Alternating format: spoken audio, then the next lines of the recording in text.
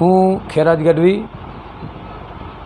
મહામંત્રી કચ્છ જિલ્લા કોંગ્રેસ સમિતિ વતીથી આપના માધ્યમથી હું જણાવું છું કે થોડા સમય પહેલાં મેં એક તાલુકા પંચાયત તેમજ જિલ્લા પંચાયતના સભ્ય દ્વારા એક રોડનું નિરીક્ષણ કરી અને એના ઉપર બધું કહેતા હતા કે ભાઈ આ કરો તે કરો, આ કામ ઓછું છે, આ તે પ્રકારનો એ બધી વાતોચીતો કરતા હતા. પણ એ લોકોને એ ખબર નથી કે આ જે જ્યાં ગયા હતા એ વિસ્તાર એના અંડરમાં આવતું નથી, એના વિસ્તારમાં આવતું નથી. જ્યારે સભ્ય ચૂંટાયેલા છે માંડવી તાલુકામાં અને એ મુન્દ્રા તાલુકામાં આ લોકોનો ત્યાં વિઝિટ લેવા જાય. અરે હું તો એ કહું છું કે જે તાલુકા પંચાયતના સભ્ય છે, જિલ્લા પંચાયતના સભ્ય છે, એને હું એક વિનંતી કરું છું અને અહીંયાથી અપીલ પણ આપના દ્વારા કરું છું કે તમારા વિસ્તારમાં નર્મદાના નીર જે 23માં આપવાના હતા તે આજ સુધીથી કોઈ ખેડૂતને ખેતરમાં પાણી મળ્યું નથી, એનો પણ વિચાર કરો.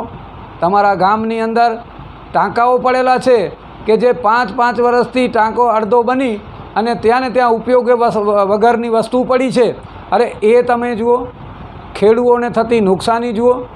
તમને જે ક્યાંય કોઈ ખ્યાલ નથી અને તમે જે કામ કર્યું છે, જે ન કરવાના કામ ઘણા કર્યા છે, જે કરવાના જે કામો છે એ આપ નથી કર્યા.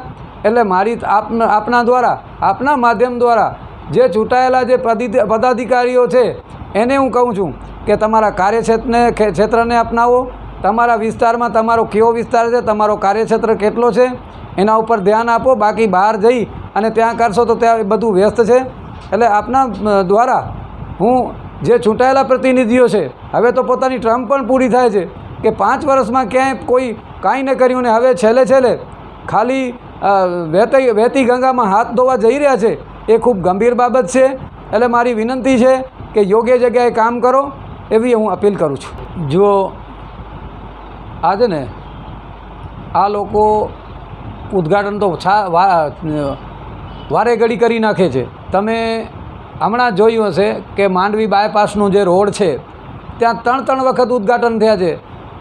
ધારાસભ્ય શ્રી વિરેન્દ્રસિંહ જાડેજા આવ્યા હતા, એણે પણ આ પુલિયાના કંઈક ઉદ્ઘાટન કર્યા. વળી પાછા ધારાસભ્ય નવા ચૂંટાણા અનિરુદ્ધભાઈ દવે પણ એનું ઉદ્ઘાટન કરવા. એટલે ઉદ્ઘાટનમાં જ મજા છે એને.